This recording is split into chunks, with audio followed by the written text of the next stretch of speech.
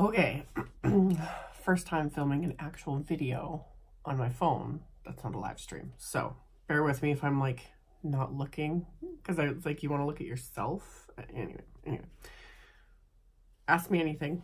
This video is only for you guys on Patreon. You guys are the only ones who are going to be able to see this. You guys are the only ones who got to ask questions, and if this goes well, we'll continue to do them. So, first question, how does your job work? You mentioned you work for Simon Says. I told someone here where to love your work. Are you able to freelance and work for other companies during? Okay, let's do the first part. How does your job work? Technically, I'm a freelancer, and the bulk of my income is from the affiliate sales. So, all the links, blog, YouTube, Facebook, Instagram, any links I post, pretty much every single one of them is an affiliate link. So if people click on that link and then decide to make a purchase, and I was the last link they clicked, that it doesn't have to be like they could click on a link for this stamp set. The person clicks on the link, they order this stamp set. I would get a percentage, a small percentage of that order. And it doesn't add anything extra to the cost. It's just, you know, this stamp set's the same price, like say it's $20. It's $20 regardless of whether or not I get my affiliate income.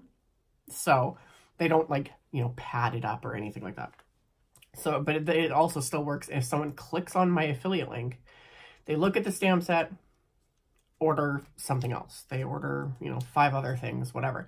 I will still get my percentage, because I'm the reason they're there shopping. You know, they clicked on my link, it brought them there, but they can still order whatever they want. So that's one of the nice things about it. So yeah, that's the bulk of my income, like out of everything.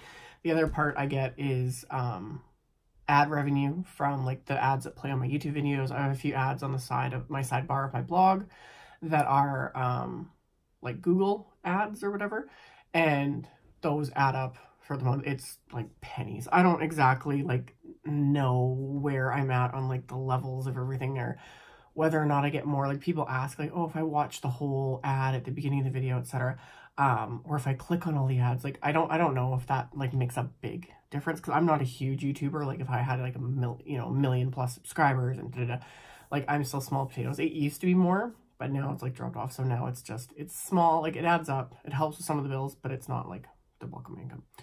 So there's that. And then companies will pay me to work for them. Like if I do X number of posts per month or things like that, like there'll be some income from that. That doesn't come around as much.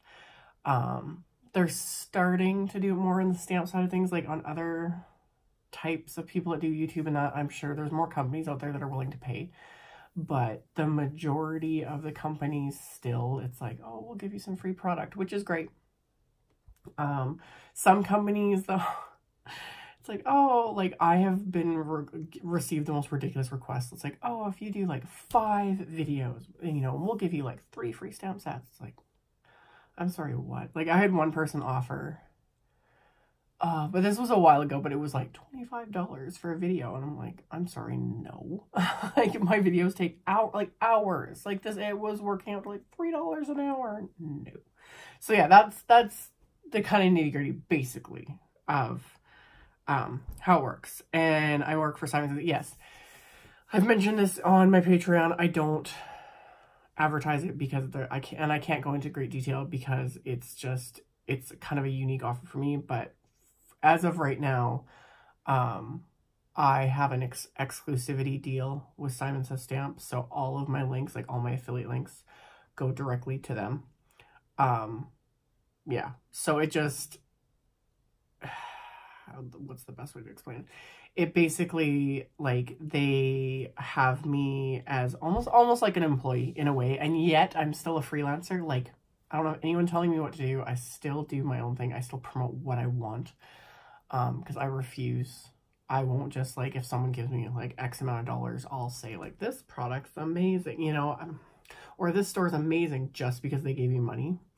You know, like, the relationship was already there. And then it's just kind of grown over time. So, and it's, I don't know yet where it's going to go. Like, we're nearing the end of 2018. We're going to review it and we'll see. The biggest thing has been, it's been kind of nice not having to link to everybody. Linking takes forever and it's a lot of work. It's stressful. So, there's that. I told someone to hear where it's all everywhere. Yeah, like, even though I still have exclusivity, I'm still working with several companies.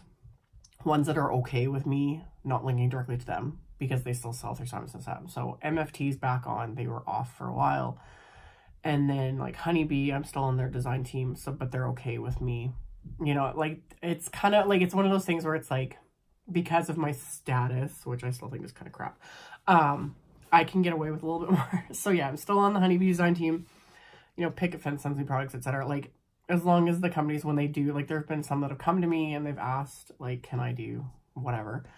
And I tell them, like, I can, but this is what's going on. I'm exclusive. And they either say one of two things. They're either, like, willing to work around it, or they say no for various reasons. Some have said no because they refuse. They don't want to work with me if I can't link to them. Or it's because Simon isn't carrying their products anymore, or like, you know, that sort of thing. So it depends. So that's, yeah. Yeah, that's kind of it in a nutshell. These are very involved questions, which is fine. It's totally fine. I'm like tired and I'm getting over a cold again. So anyway, apologies for that, but I wanted to do these and like get them done. How's being a blended family going? Often their attention centering parenting style differences.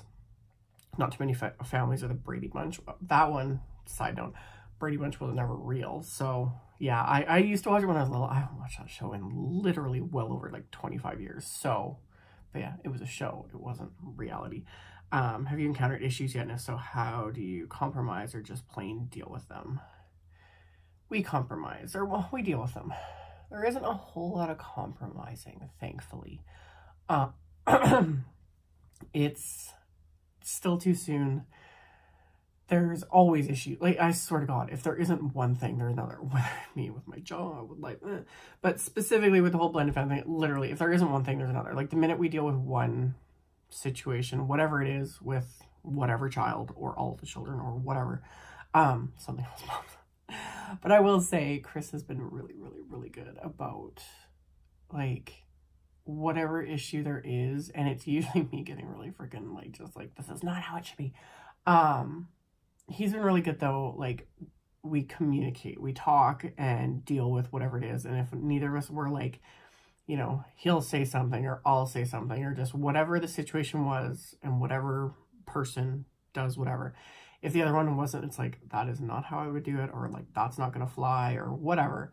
Like, we will come together and we've talked about it, and like, you know, one of us apologizes, or we, you know, figure it out, and it's like, hey, this is what we're going to do from here on out, you know, so we're making it work. It's, I don't know, the whole blended family thing is something I never thought I would be in, and it's stressful and it's hard because it's like all these different personalities and everything. Like, there's just, and on top of like 5 kids altogether. So it's interesting, and it's just a constantly evolving situation, but we're making it work.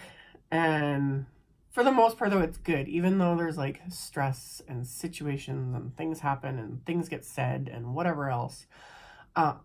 I would still term it all as like, because like he and I at the very least, and that's something I said to him kind of from the beginning. I was like, we need to be like a unified front, because like no matter what, children are children, and they're going to be, you know, trying to undermine us, and you know, they'll go to one parent and say something and did it. Like, we need to be unified, so the kids know, like, we are together, we make the rules, we are the parents. That is something I feel like a broken record. It's like, we are the parents. So yeah, we're making it work. It's just, yeah. Okay, stamping question. I use a stamp, then wipe it with my stamp shammy to change ink colors, or even just to go use it again. I try to dry it, but a lot of times when I start stamping, it'll be messy, not crisp.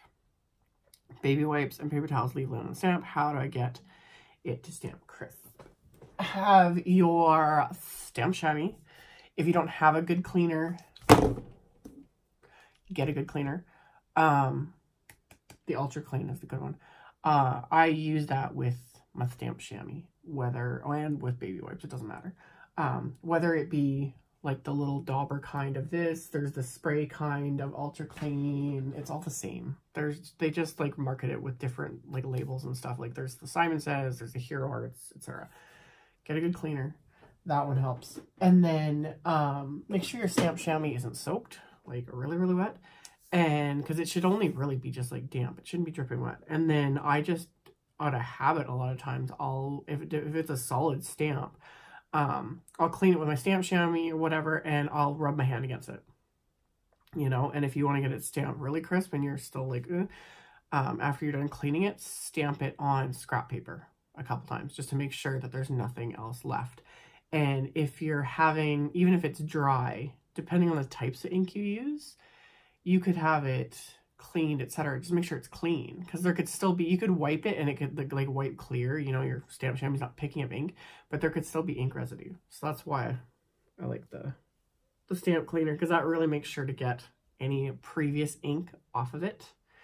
Wipe with stamp chamois, wipe it with your hand, or like I just got this, but this is the Tim Holtz flour sack. Apparently, like this is like it's huge. It's massive. But it's just a cloth you use this to like wipe things up, etc. apparently, and it's like $4.07 down. But I just picked it up and it's like, oh, this might come in really handy. I don't consider this like necessarily lint free, but it's like this would work good too. Like you wipe your stamp with the chamois and then you could wipe it with like something like this, or with a microfiber cloth. I use these a lot. I have literally 2 super stained ones and I've brought a third in now. I like using these a lot. So hope that helps. Who do you look to for inspiration? I know you get inspiration from paper, but are there card makers that you enjoy watching the way we enjoy watching you? Yes. There's a ton out there, but I don't get a chance to watch very much. And it's kind of a catch-22, because it's like I can get inspired by someone, but then it'll sit in my head and then I'll go create something, and if it's too similar to theirs, because I do this as a job, I shouldn't be posting, yada yada, but like I try and give credit always. Like I'll be like, oh, I saw Christina do this, or Jennifer, or whoever. And if I can remember specifically, it was like, I was inspired by this post, so I will link to them. But like Jennifer McGuire and Christina Warner and Nicole Spohr and Yanis Makula and Debbie Hughes. There's more. There's tons of them. And then there's a bunch I follow just on like Instagram and try and like scroll through and stuff. But yeah, I don't get a chance to like sit and really like watch. Like sometimes I'll play their videos while I'm doing like work and that, but I don't get the opportunity as much anymore to really watch. Like when I do get time to chill out, I'm watching like, you know, Netflix or whatever. Because that's something I can kind of, you know, multitask with. Are there any techniques you really don't like, but you do or use because it's financially prudent for you to do so? You don't seem to struggle with any techniques. So I was curious if you really enjoyed them all. Everything I show, I wouldn't do it if I didn't like doing it. There's things that have come out that I just haven't bothered with, like the hot foiling, whatever crap that everyone's promoting, that new like machine and stuff. I don't really have a whole lot of interest in it. I like the look of it, but I just don't have it, so I'm not going to be one of the ones promoting it, so whatever. And same with foiling in general. I did get a laminator and all that stuff, and I just haven't really felt the urge to actually get into it.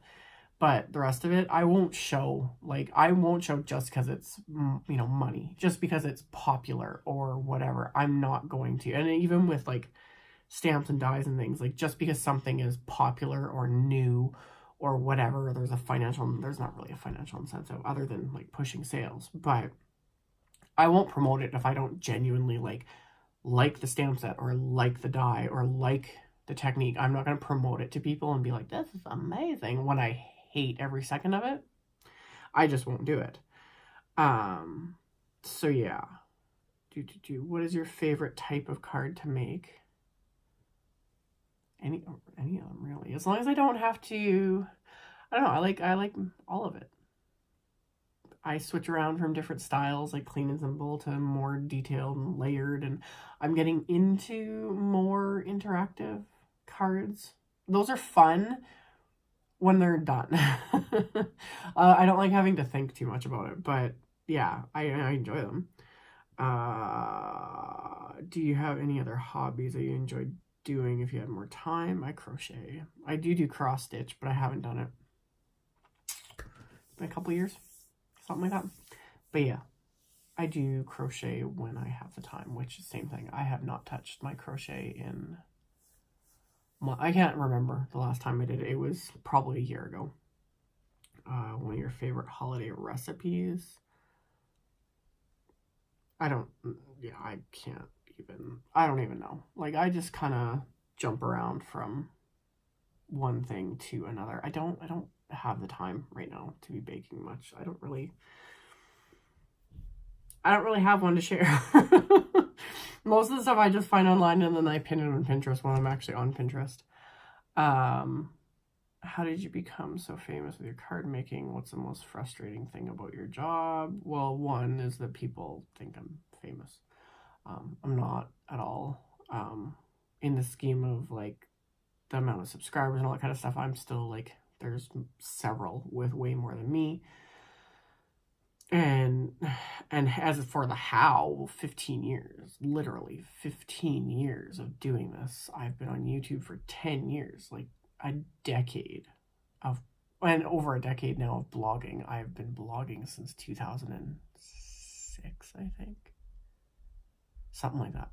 So I've been blogging for like 12 years. I've been on YouTube for over 10 years. I have almost 1,500. I think it's 1,500. I gotta look.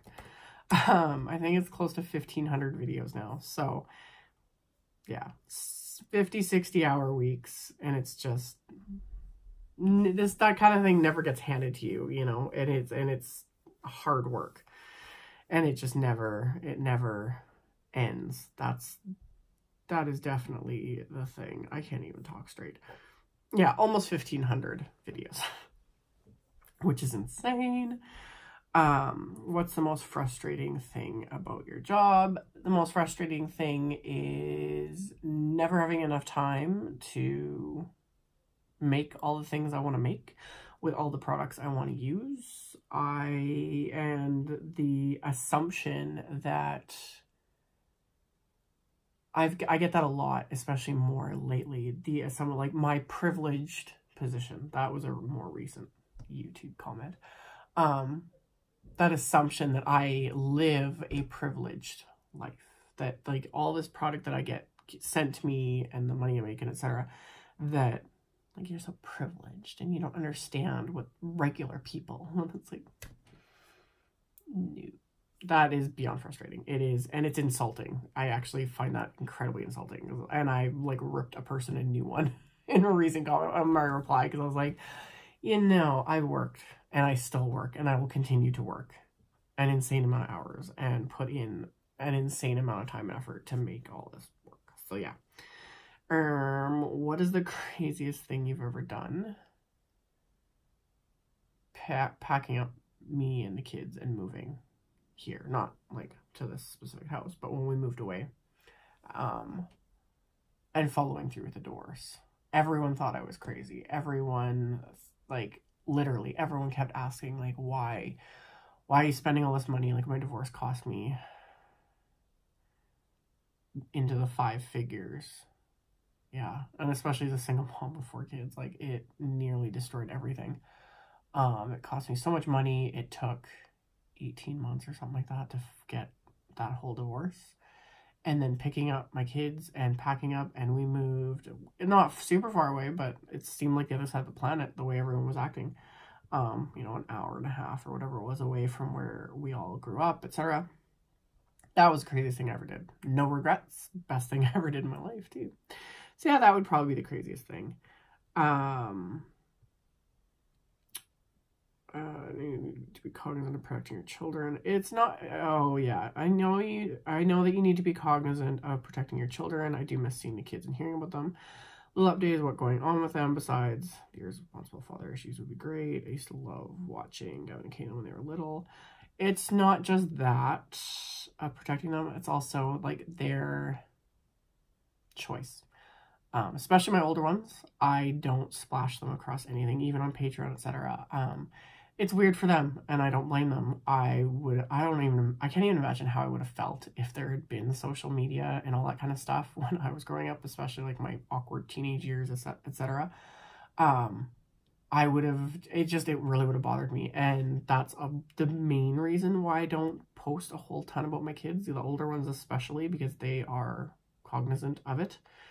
And they see my YouTube videos, their friends, you know, at school will, you know, find my YouTube channel or my Instagram, etc. And so I don't want them having to deal with any awkwardness, you know, it's like we're out with, you know, their mom gushing about them online. And then the other thing, it is a protection thing as well, just like throwing your kids out there in public on social media. There's a lot of weirdos, and there are weirdos that find my videos and everything else and just make things very uncomfortable. I've had people mention that they have found where I lived, or they had a rough idea, and like all these different things, and it's very uncomfortable. As far as the kid, like updates about them, like from the private Patreon group, I'm a little more okay with that. It's just, again, it's just finding that balance between what I do for a living and my you know, my kids' lives. Like, I don't have a problem sharing about my personal life, because that's just what I do, you know? But when it's sharing about them, it's a little weird. Some people are totally okay with it, like posting pictures of their kids and updates about their kids and struggles with their kids and just everything about their kids, and I don't know, it's weird. But random update, like they're doing good, and that's all part of it too, I guess, is this whole blended family situation and figuring things out. And now I have another child in the mix that isn't technically mine. So at first I never wanted to ever even mention him, because it was like, you know, I don't have that permission, that right, that's kind of the word I was saying. But Chris has been very like okay with it, like when I mention him and everything else. And actually Damien's been in a couple of random like live streams, like because he would come in or whatever and he would say hi. So yeah, it's just I'm so right now I'm just overwhelmed. That's the easiest way to explain it. I'm overwhelmed. There's 5 children ranging from 3.5 to almost 16. So the oldest is in high school, ready to get her driver's license soon. The second oldest is almost done elementary school and is going to start high school like next year. And then the 3 younger ones are terrors from hell. I swear to God.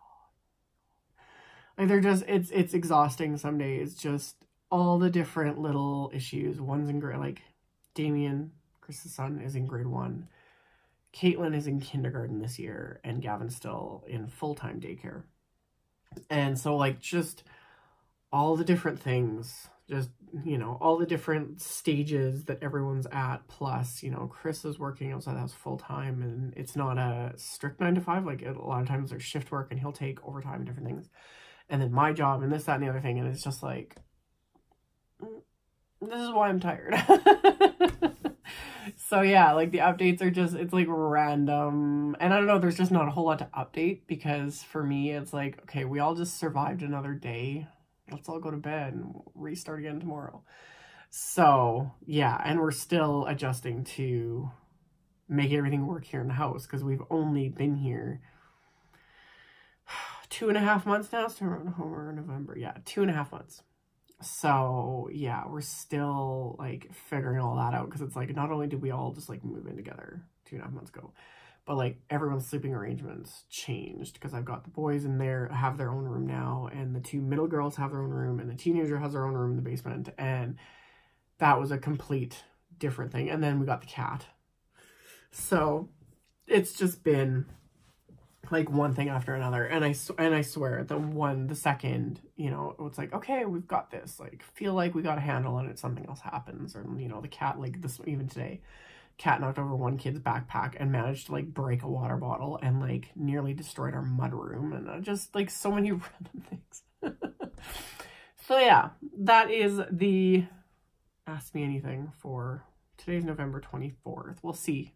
I gotta figure out, like I said, I've never filmed a video like on my phone, and then I have to like import it or upload it to YouTube, or I gotta figure out how that's gonna work. I've never done that, so I'm gonna figure out how to do that. And then if you guys like this, we can like do this like maybe once a month or something, because why not? So yeah, that's it for me for now. As always, thank you guys so much for watching, and especially because you guys are my like support and everything else. So I will see you all hopefully very soon in another video.